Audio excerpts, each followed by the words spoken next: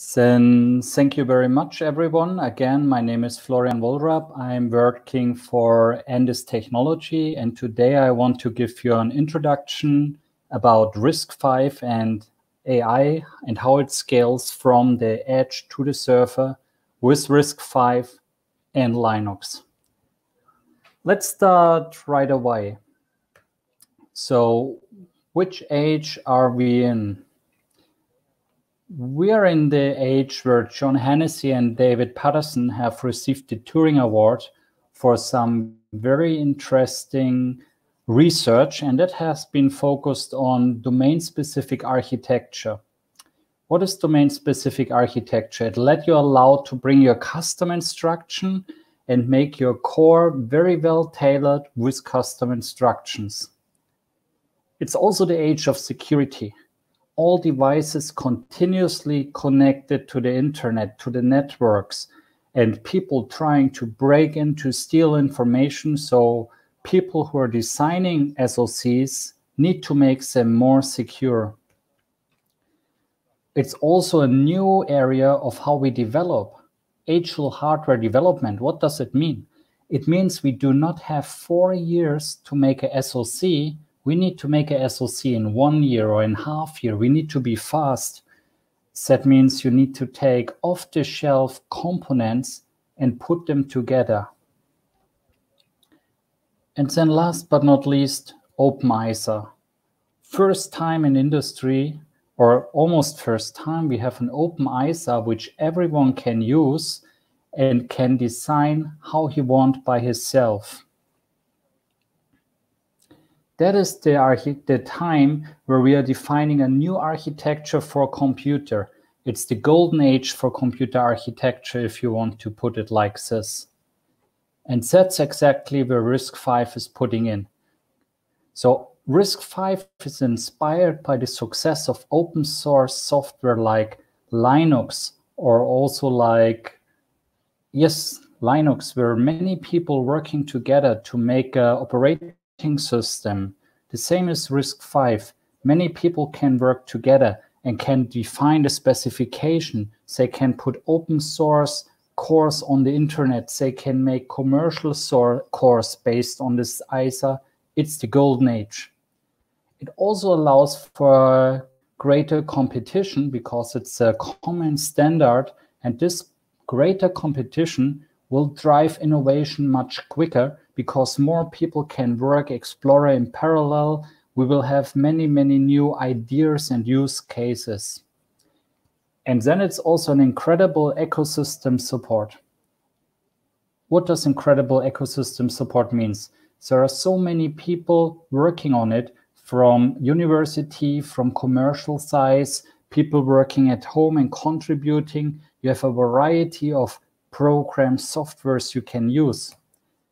If we are looking a little bit on the RISC-V, the RISC-V is coming from the research and academia, but today we also have commercial people like Andes Technology, where I'm from, offering RISC cores, but also open source people.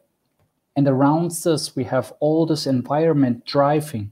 We have semi-IPs, design services using it, chip vendors offering chips with RISC-V, and on top of this, we have the people writing software, for example, cloud-based software or machine learning software.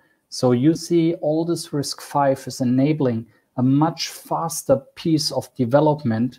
And that's why RISC-V is great and why RISC-V is so fast advancing and bringing new technology really fast. Now, here in Andes Technology, we are selling our RISC-V, but we believe in this open source and this RISC-V, and we are really contributing our time. For example, here you see our CEO, Frank Lin. He is a board member of the RISC-V International. Dr. Charlie Su, our Chief Technology Officer, he's a vice chair and also a technical steering committee member contributing to this. And then last but not least, myself, I'm a RISC-V ambassador. That means I'm helping to promote RISC-V And I'm also being a sales for Andes, but you see we are also putting a lot of our resources to just drive and innovate RISC-V by ourselves. So who we are, let me give you a very quick overview. Andes Technology, first we are a pure play CPU IP company. So that means we're focusing on CPU IP, we're making good CPU IP, great CPU IP, but we don't do anything else. We don't make chips. Secondly, we are also RISC-V founding members. From the beginning, we have been believing RISC-V, become a member and driving it. We're also a premium member, which is one of the highest grades you can get in RISC-V. Third but not less important, we're a stock exchange. So we're a public listed company in Taiwan. That means you can buy our stock, and it also gives you some more security. In the open source community, we are a contributor and maintainer of various software, maintaining like U-boot or something like this, maintaining to GCC, LLVM, you will see our people. And then for RISC-V, we are also running various task groups like the DSP task group and others like VectorPlick. We are heavily involved. Some quick facts. We are a 15 years old company. Worldwide, we do have over 200 licensees who are buying our cores and making commercial CPUs or ASICs based on them. And because we are focusing on CPU IP only, 80% of our employees working in R&D. Some very interesting milestone. We have shipped over 5 billion SoCs from Andes, so we are pretty proud about this. And we also have an IDE for allowing the development of the software for our cores. And here we have over 17K installation world. We are a Taiwanese company, so our headquarters is in Hsinchu, Taiwan, but we have this in Japan, Korea, Beijing, and Shanghai. We have an office in United States, actually two, I think in Israel, France, and in the Netherlands. Okay, so that's about Andes. Let's focus a little bit more on RISC-V and the market adoption, and also some usage examples, how you can use it in an SoC. First, I want to talk a little bit about where RISC-V came in and how RISC-V started. In the beginning, RISC-V was really used in the deeply embedded space that was like offloading finity state machines, housekeeping tasks, and something like this, DSP things. That was because RISC-V in the beginning, it was a small processor, very easy to implement and therefore more cost affordable. And yeah, that's how it was.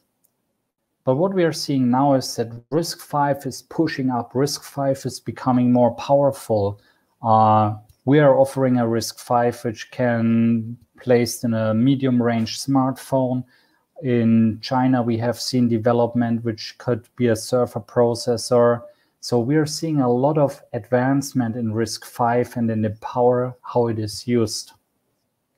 And that's one of the things Andes is focusing on. The first is bringing accelerators closer to the CPU. So you have a data center and you use the AndesCore for accelerators, or you have something like AI, virtual reality, and all these things where we see our cores are utilized. And then last but not least, it also allows you to more effectively move the data from the accelerator or from the input and process them directly. Let's have a look on some of the use case. For example, that is from one of our customers, and this customer has been using our D25. I will show you later. He used it for some true wireless AirPods, like without the cables, 2 AirPods. And this customer, actually, what he has done, he has taken our RISC-V D25 and he utilized the D extension, which is the RVP, the DSP packed SIMD extension. He used it to some noise and echo cancellation and also for some keyword spotting like, hey, AirPod, volume up. Hey, AirPod, volume down. something like this. And then also the Bluetooth baseband and the audio system partly decoded in the chip because the chip is relatively powerful. By the way, this product is already taped out, and chances are if you're buying a non-Apple brand wireless earphones, that there is an AndesCore inside running powered by RISC-V.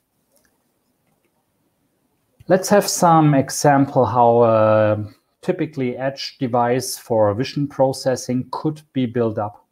So first, what we are seeing is that customer employing a control core. That can be a Linux-capable core, like in this case, our Andes A25 multiprocessor. And the Linux typically would be some stripped-down Linux, so it is not a full Linux. There is no graphical user interface or something like this. This control core generally controls the flow internally of the image. Then your image come in, for example, the camera from a car. You have a car, the camera keeps the lane control, and it comes in all the data. And then here a vector processor like our NX27V will take this raw data and do some pre-processing. And then you can have some kind of neural network processing unit. There can be some hardwired accelerators inside, but there can be also a vector processor with, for example, different vector length inside that could, for example, make a detection like if there is a sign speed limit 50 km/h or something like this, or 80 miles per hour, that can be detected here and processed. And all these processors can be RISC-V connected over a network on chip, which technically or mostly in industry AXI bus today's. Just to give you an overview how a typically SoC could be connected. If we are looking, for example, a little bit more in the data center area, you would see again, it's very similar. You have a main CPU, which might be a multi-core based on Andes 45 or something like this. It will get the data from the PCI Express interface to the main CPU, and then the main CPU would take the data and forward to a cluster of, for example, vector processing. You can imagine, for example, Bitcoin mining. So you have one main CPU who is doing the communication, who get the hash sums it need to crack or it need to calculate on, and then it is distributing this to the different vector processor clusters. Of course, you also can add here a neural network processing unit.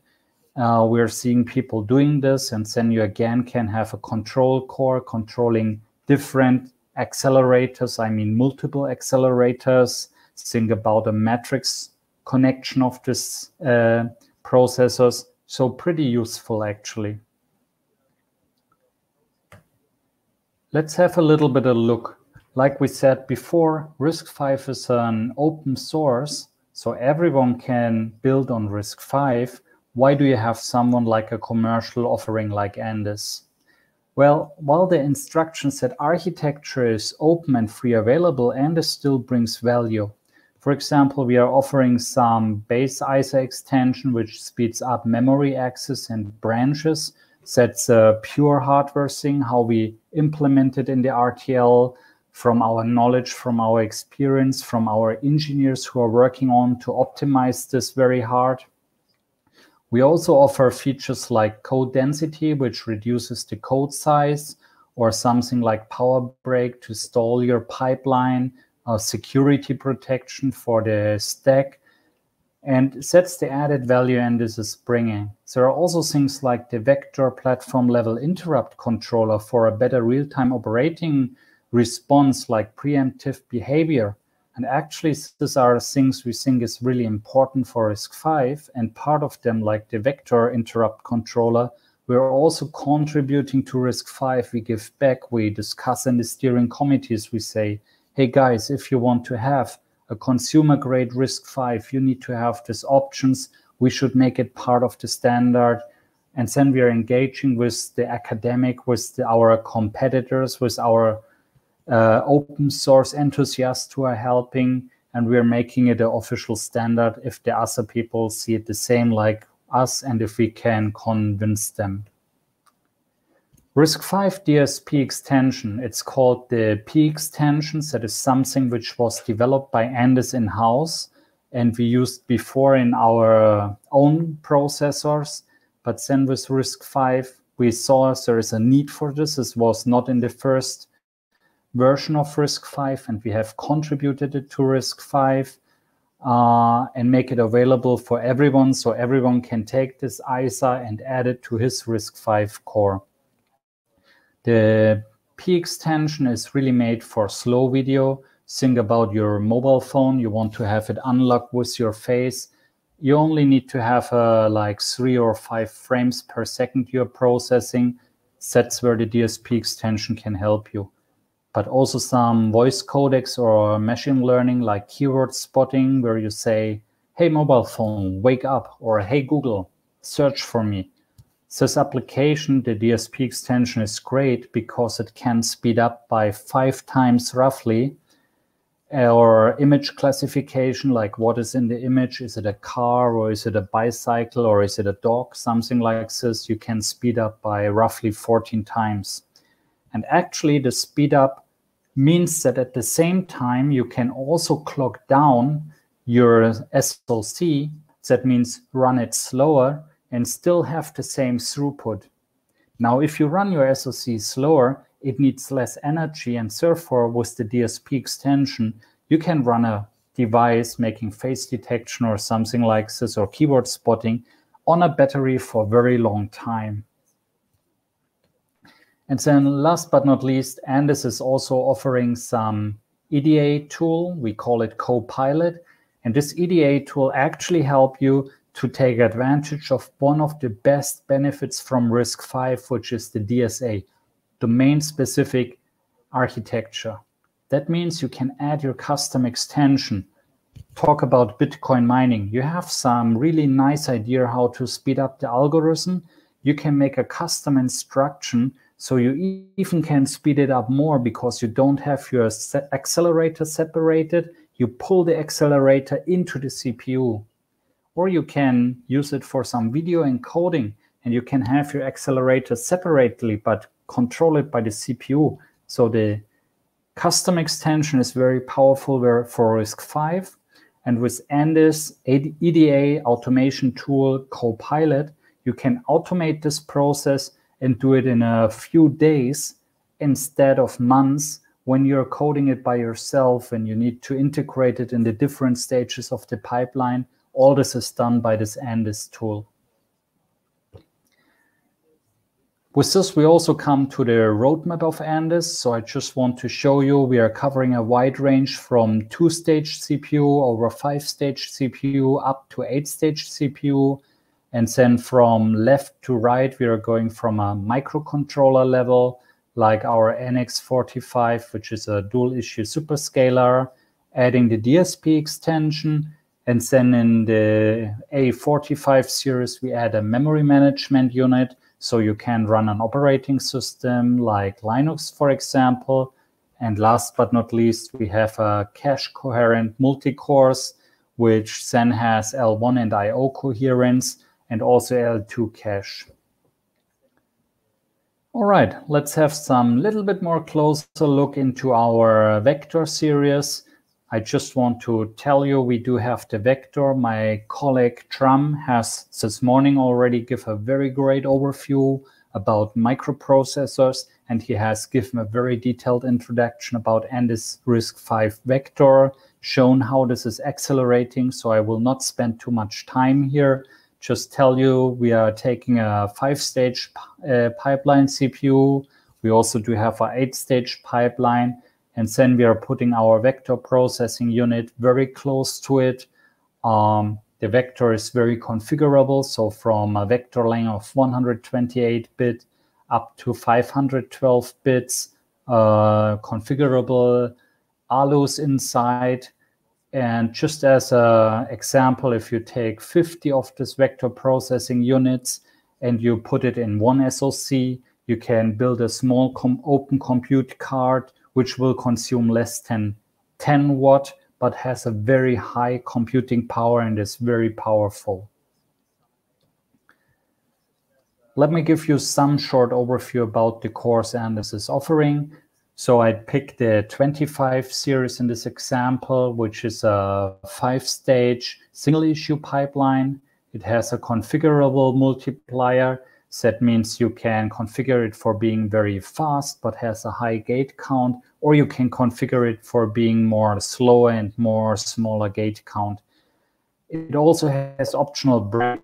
You can enable or disable it, and it has data caches as well as local memories, and which can be, of course, protected by parity or ECC. So parity and ECC, especially if you go in high-end processes like below 20 nanometer, the ECC protection is really helpful to make your SoC more stable and more powerful. The bus interface here is AXI, but you also can configure it to AHB. So it really depends on your requirement, what you need and what you want to do. Okay, now if you want to run Linux on this one is not supporting Linux out of the box, but we're offering also a platform with Linux. And what we are doing, we're taking this one core and we are putting it inside and having it 1 up to 4 times, for example, in this thing. We give you the platform level interrupt controller and the debug support. And very important, the memory management unit inside the cores. And then on top of this, we have our Andes coherence unit and also additionally an L2 cache. And having all this together, you have a higher bandwidth on your bus. So the bus interface is AXI 128.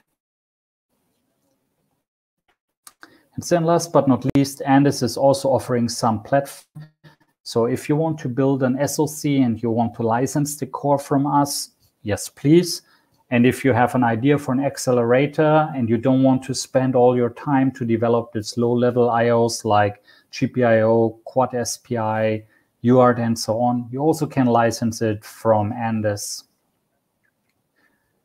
Let's have a short look in our 45 series. That is our latest and high-end series. It's an 8-stage in-core dual issue.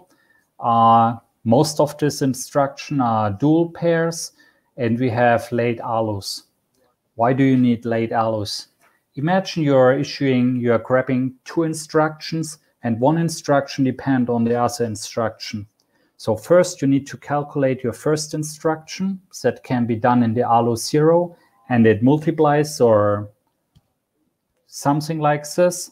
And then your second instruction can, in the late stage, take the result from the first instruction and calculate it in the late stage. And then both instructions can finish in one cycle and retire at the same time. So that's really the late ALUs is speeding up your processing capability of the processor. So of course also fast and small multiplier. We do have unaligned data access. So this series is really medium level. If you would put it in a smartphone, powerful. Time to market. So that's also why you have commercial offerings in RISC-V. What we said in the beginning, we are in the age of agile hardware development. We need to be fast. We need to speed up all these things. So with a commercial supplier like Andes, we give you a ready-to-use IDE for developing your program. All the things already inside and tested. We provide you an FPGA board, which is connecting with our IDE over our own debugging boards. And then on top of this, we also provide a software stack.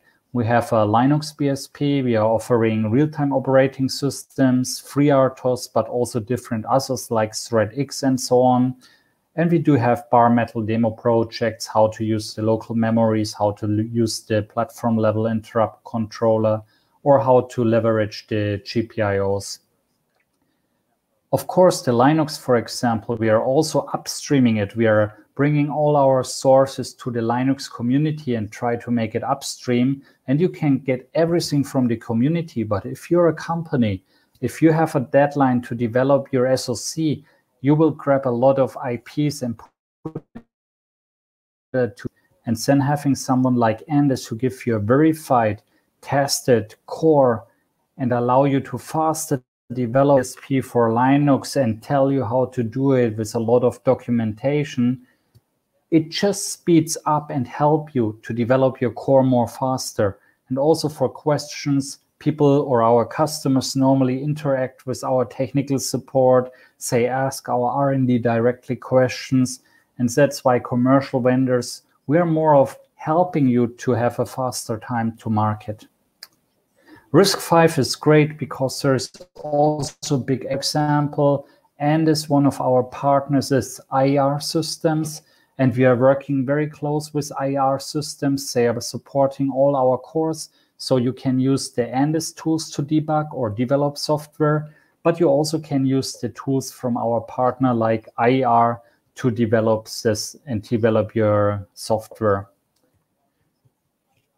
Security, we said in the beginning, we are in an age where everything is continuously connected to the internet. So we need to have some root of trust in our devices. We need to have more encryption inside. And here we are working together with our partner Inside Secure, Rambus, and also other partners. Just I picked one example like here with Rambus. We are connecting their system to our core that is pre-certified, pre-tested. It just speeds up your development. And that's the nice thing about RISC-V, because you have a lot of people working on this, and you really can have a lot of different applications you're picking and you're using. So in summary, for RISC-V, RISC-V has built a strong ecosystem, contributing and enhancing technologies and driving innovations. And RISC-V keeps evolving through the collaboration of the community of researchers, of people who are doing it from their home and are engaged, but also from commercial vendors like Andes. You have seen what we are contributing to RISC-V, the DSP extension, the GCC updates, all this U-boot and everything. So this community is really unique, I would say, and is really driving RISC-V. And that's why I'm so excited about RISC-V. Andes, by the way, is also the only provider who provides P extension, vector extension, and the custom extension framework already ready, already tested and taped out. And we believe, in Andes, we believe that the commercialization of RISC-V is important, because if you have a commercialization, then it will drive the adoption of RISC-V. Then the researchers can research and test on real hardware and enhance this and increase this community. And also customization and the user experience will be the key to succeed for RISC-V. And we see that exactly this is happening. But to make it happen, we need you. So please join RISC-V, contribute, research it, work on it. And if you make a SoC, we would be very happy if you're deciding with Andes. But even not, drive RISC-V. We're waiting for you.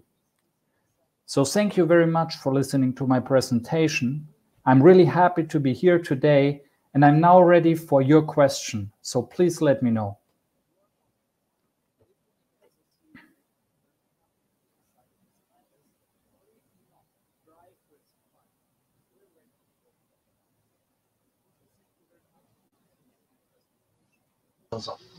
Thank you for your presentation, Mr. Florian.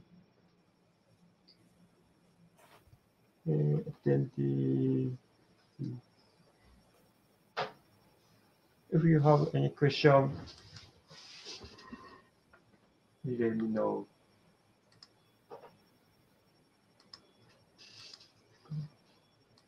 Okay. So, there's no question. And okay, Mr. Florian, thank you very much for the presentation. Okay, thank you very much. It was great to be here on the RISC-V Day in Vietnam today. And I really watched the show. I like it. I think it's a great contribution. There are many people already contributing, so I'm very happy for this. Thank you very much for your time.